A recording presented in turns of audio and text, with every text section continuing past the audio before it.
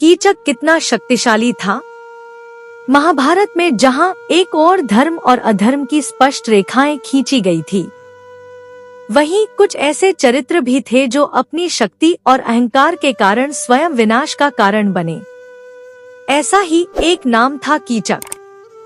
कीचक के बारे में सुना तो सबने होगा, परंतु उसके बारे में विस्तार से कभी बताया ही नहीं गया। आखिर कौन था कीचक? कितना शक्तिशाली था वो? क्यों उसकी गिनती महाभारत के 4 सर्वश्रेष्ठ बाहुबलियों में होती थी? कीचक से जुड़े अनसुने तथ्यों को विस्तार से जानने के लिए इस वीडियो को अंत तक अवश्य देखें, और अगर आपको यह वीडियो पसंद आए तो इसे लाइक और चैनल को सब्सक्राइब अवश्य करें। सूत राजा केकय और रानी मालवीय के पुत्र थे। उसके 105 छोटे भाई थे जिन्हें उपकीचक कहा जाता था। उनकी एकमात्र बहन का नाम सुदेशना था।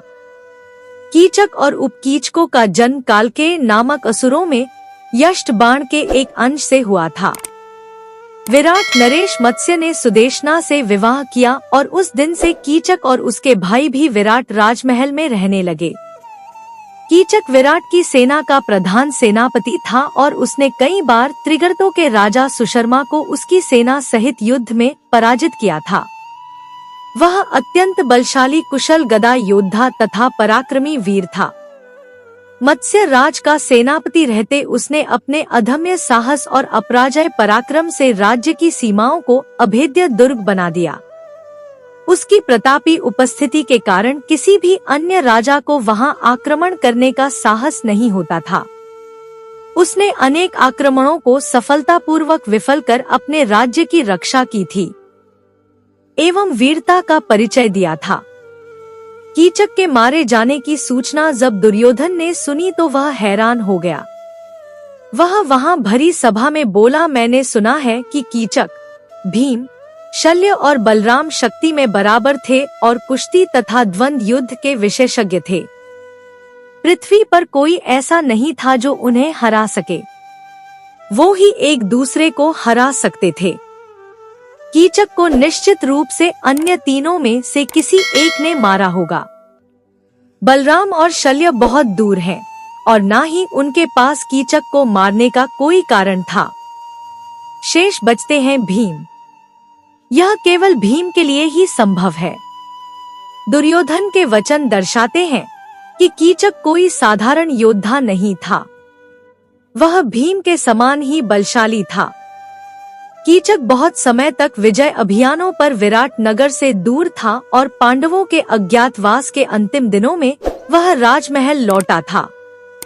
अज्ञातवास के दौरान पांडव विराट राजमहल में विभिन्न कार्य करते हुए निवास कर रहे थे। पांचाली सुदेशना और उनकी पुत्री उत्तरा की परिचारिका बनी थी। कीचक पहली ही दृष्टि में द्रौपदी पर मोहित हो गया था, परंतु पांचाली ने उसके सभी प्रस्तावों को ठुकरा दिया। तब कीचक ने सुदेशना से सहायता मांगी। सुदेशना ने वचन दिया कि वह मालिनी को भेजेगी। सुदेशना के आदेश पर पांचाली अपनी इच्छा के विरुद्ध भोजन की थाली लेकर पहुंची, जहां कीचक ने उसे पकड़ लिया। परंतु द्रौपदी किसी भी प्रकार कीचक को नीचे गिराकर वहां से भाग गई। उसी रात अपमान और पीड़ा से टूट चुकी द्रौपदी अपने पति भीम के पास पहुंची। उसने भीम को कीचक द्वारा किए गए समस्त अपमान के बारे में बताया। तब वहां भीम ने कीचक के वध की प्रतिज्ञा ली। भीम ने पांचाली से कहा कि वह कीचक को अगली रात गुप्त रूप से नृत्यशाला में मिलने के लिए आमंत्रित करें। द्रौपदी ने कीचक को नृत्यशाला में आधी रात को बुलाया। कीचक अपनी विजय के भ्रम में आधी रात को नृत्यशाला में गया। अंधेरे में कीचक ने भीम को पांचाली समझकर उसे गले लगाया और चूमने लगा, परंतु जल्द ही उसे पता लग गया कि यह कोई और नहीं भीम है। तदंतर क्रोध में भरे हुए उन दोनों पुरुष से में बाहु युद्ध होने लगा। दोनों एक दूसरे पर कुपित थे और परस्पर विजय पाने की इच्छा से लड़ रहे थे। बलिष्ठ कीचक ने बड़े वेग से आघात किया तो भी दृढ़ प्रतिज्ञ भीम उस युद्ध में स्थिर रहे। एक पग भी पीछे नहीं हटे। तब भीम ने झपट कर उसे पकड़ा, किंतु कीचक ने बलपूर्वक उन्हें झटक दिया। उस युद्ध में बलवान भीम की पकड़ में आकर यद्यपि कीचक अपना बल खो रहा था, तथापि वह यथाशक्ति उन्हें परास्त करने की चेष्टा करता रहा और भीमसेन को अपनी ओर खींचने लगा। भीमसेन को कीचक ने क्रोध पूर्वक दोनों घुटनों से मारकर पृथ्वी पर गिरा दिया। कीचक द्वारा इस प्रकार भूमि पर गिराए हुए भीमसेन बड़े वेग से उछलकर खड़े हो गए। सूतपुत्र और पांडुनंदन दोनों बल से उन्मत्त हो रहे थे। इतने में ही भीम ने कीचक की छाती पर जोरदार प्रहार किया। चोट खाकर कीचक क्रोध से जल उठा, किंतु अपने स्थल से एक पग भी विचलित नहीं हुआ। उस दुस्सह वेग को सह लेने के पश्चात भीमसेन के बल से पीड़ित हो सूतपुत्र कीचक अपनी शक्ति खो बैठा। महाबली भीम ने उसे निर्बल एवं अचेत होते देख उसकी छाती पर चढ़ बैठे और बड़े वेग से उसे रौंदने लगे। भीम ने तुरंत उसे अपनी लोहे सी पकड़ में जकड़ लिया। कीचक ने अपनी पूरी शक्ति से छूटने का प्रयास किया, परंतु भीम की शक्ति के आगे वह कुछ नहीं कर पाया। भीम ने उसे निर्ममता से कुचल दिया। भीम ने कीचक के हाथ, पैर, सिर और गर्दन आदि सब अंगों को उसके धड़ में ही घुसा दिया। महाबली भीम ने उसका सारा शरीर मत डाला और उसे मांस का लौदा बना दिया।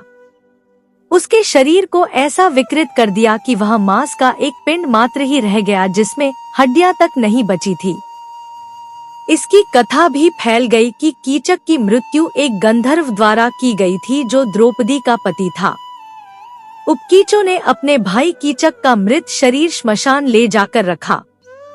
उन्होंने घोषणा की कि उनकी मृत्यु के लिए उत्तरदायी पांचाली को भी उसी चिता पर जीवित जलाया जाएगा।